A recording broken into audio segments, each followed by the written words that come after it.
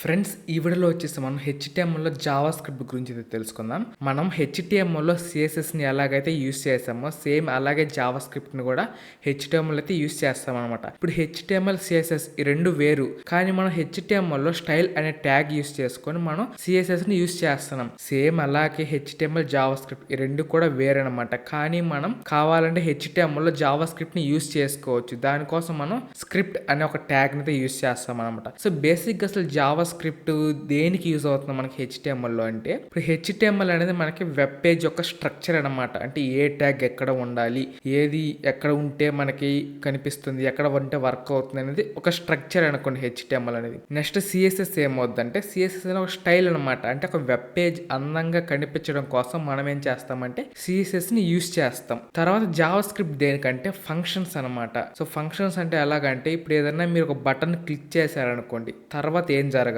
మీకు ఏ page open అవ్వాలి, లేదంటే మీరు ఇచ్చిన డేటా అనేది సబ్మిట్ అవ్వాలి సర్వర్ కి. సో ఇట్లాంటి ఫంక్షన్స్ అన్ని కూడా మనకి జావా స్క్రిప్ట్ ద్వారానే జరుగుతాయి అన్నమాట. కాబట్టి మనకి మూడు కూడా ఒక వెబ్ పేజ్ అనేది మనం క్రియేట్ చేయాలని, ఒక వెబ్సైట్ క్రియేట్ చేయాలని మూడు కూడా ఇంపార్టెంట్ అనమాట. మనం హెచ్టిఎంఎల్ లో జావా స్క్రిప్ట్ ని యూస్ చేయాలంటే స్క్రిప్ట్ అనే ట్యాగ్ అయితే యూస్ చేస్తాం అనమాట. లేదంటే మనం సపరేట్ గా కూడా ఒక ఫైల్ అయితే క్రియేట్ చేయొచ్చు అనమాట. జావా స్క్రిప్ట్ కి క్రియేట్ చేసి మనం దాన్ని లింక్ చేసుకోవచ్చు. సేమ్ మన సిఎస్ఎస్ ని ఎక్స్టర్నల్ సిఎస్ఎస్ తీసుకొని దాన్ని మనం లింక్ చేస్తాం కదా హెచ్టిఎంఎల్ కి, సేమ్ మన జావా స్క్రిప్ట్ కూడా సపరేట్ ఫైల్ అనేది క్రియేట్ చేస్తాం అనమాట. క్రియేట్ చేసి మనం లింక్ అనే ట్యాగ్ తీసుకొని ఆ జావా స్క్రిప్ట్ యొక్క ఫైల్ ని దీనికి మనం లింక్ చేసినట్టయితే మనకి వర్క్ అయిపోతుంది అనమాట. లేదంటే మనం డైరెక్ట్ గా కూడా వెబ్ పేజ్లు తీసుకుంటాం. మనం జావా స్క్రిప్ట్ యూస్ చేసుకొని ఇమేజ్ మ్యానిపులేషన్ అయితే చేయొచ్చు. అంటే ఇమేజెస్ ని మనం పెద్దవి చేయడం కానీ, లేదంటే మీరు ఒక ఇమేజ్ మీదకి హోవర్ చేసినప్పుడు ఆ ఇమేజ్ చేంజ్ అవ్వడం కానీ, ఇట్లా కొన్ని మనకైతే ఉంటాయి కదా కొన్ని ఫీచర్స్, అవన్నీ కూడా మనం జావా స్క్రిప్ట్ యూస్ చేసుకుని మన ఇమేజెస్ ని ఇంకొంచెం ఇంప్రూవ్ అయితే చేయొచ్చు అనమాట చూడడానికి. అండ్ అలాగే ఫామ్ వ్యాలిడేషన్ అనమాట. సో ఫామ్ వ్యాలిడేషన్ అంటే ఏంటంటే,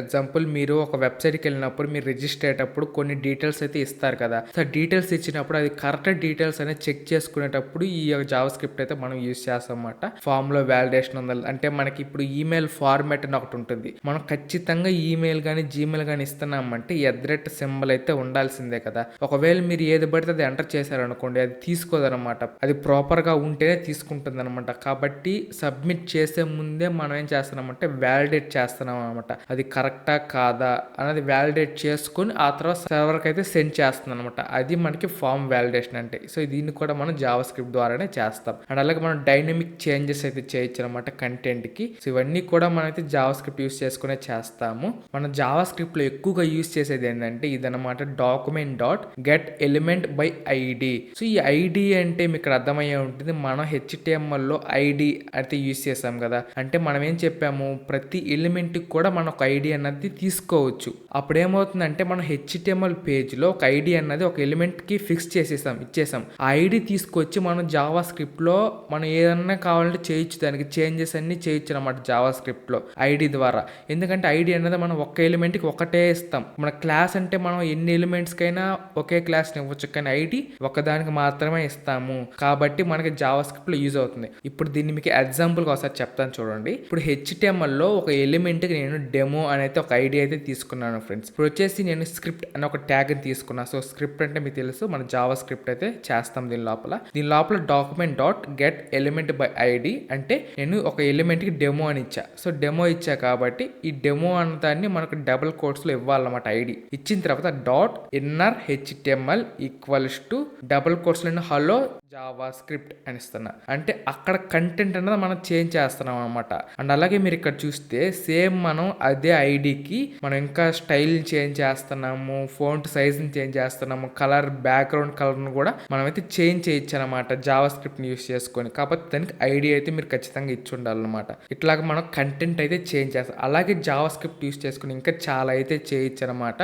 బట్ ఈ వీడియోలో అయితే నేనైతే మీకు చెప్పట్లేదు, ఎందుకంటే మనం హెచ్టిఎంఎల్ గురించి నేర్చుకుంటున్నాం కాబట్టి మీకు జస్ట్ బేసిక్ తెలిస్తే సరిపోతుంది జావా స్క్రిప్ట్ గురించి. జావా స్క్రిప్ట్ గురించి సపరేట్ ట్యుటోరియలే చేయాల్సి ఉంటుంది, ఎందుకంటే మీరు ఒక్క వీడియోలో నేర్చుకునేది కాదనమాట జావా స్క్రిప్ట్ గురించి. దీని గురించి కూడా మీకు 20 to 25 వీడియోస్ అన్న ఒక ట్యూటోరియల్ అయితే వస్తుంది. సేమ్ సిఎస్ఎస్ గురించి వస్తుంది, అలాగే జావా స్క్రిప్ట్ గురించి కూడా ఒక ట్యూటోరియల్ అయితే వస్తుంది. కాబట్టి మీకు జస్ట్ అసలు జావా స్క్రిప్ట్ అంటే ఏంటి, దానివల్ల యూజ్ ఏంటి అని బేసిక్ అయితే మీకు చెప్తున్నా. హెచ్టిఎంఎల్ లో నో స్క్రిప్ట్ అనే ఒక ట్యాగ్ కూడా అయితే ఉంటుంది. సో స్క్రిప్ట్ అనే ట్యాగ్ ఉంది కదా, అది స్క్రిప్ట్ అనే ట్యాగ్ యూస్ చేసుకుని మనం జావా స్క్రిప్ట్ తీసుకుంటాము.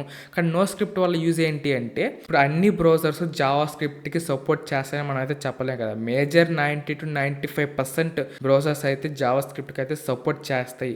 ఏదో చిన్న చిన్న బ్రౌజర్స్ అయితే ఉంటాయి, అంటే ఓల్డ్ బ్రౌజర్స్ లేదా సైజులో చిన్న బ్రౌజర్స్ ఉంటాయి కదా, అవి జావా స్క్రిప్ట్కి సపోర్ట్ చేయవన్నమాట. సో అలాంటప్పుడు ఏమవుతుందంటే మనం నో స్క్రిప్ట్ అనే ఒక ట్యాగ్ తీసుకొని అందులో sorry your browser does not support Java అనగానే మనం మెన్షన్ చేసామనుకోండి, ఆ యూజర్కి అర్థమవుతుంది అనమాట నా బ్రౌజర్ జావా స్క్రిప్ట్కి సపోర్ట్ చేయట్లేదు అని. సో ఇది ఫ్రెండ్స్ ఈ వీడియోలో. సో వీడియో అనిపించిన కింద కామెంట్ చేయండి. అలాగే వీడియో నచ్చితే లైక్ చేసి మీ ఫ్రెండ్స్కి కూడా ఈ వీడియో అంతా షేర్ చేయండి. అలాగే మీరు కనుక మన ఛానల్కి ఇంతవరకు సబ్స్క్రైబ్ అవ్వకుండా వెంటనే మన ఛానల్ అయితే సబ్స్క్రైబ్ చేసుకొని పక్కనే ఉన్న బెల్ ఐకాన్ క్లిక్ చేసి ఆల్లో పెట్టుకోండి. ఈ వీడియో పెట్టగానే మీకైతే నోటిఫికేషన్ వస్తుంది అనమాట. Thank for watching. జై హింద్.